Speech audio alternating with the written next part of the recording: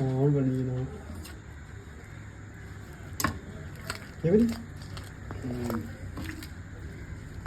ਯਾਰ ਨਾ ਵੀ ਮਾਰ ਰਹੀ ਹੈ ਸੁੱਚੀ ਟੜੇ ਵਿੱਚ ਯਾਰ ਹੈ ਟੜੇ ਵਿੱਚ ਚਾਹ ਦੀ ਹੋਣੀ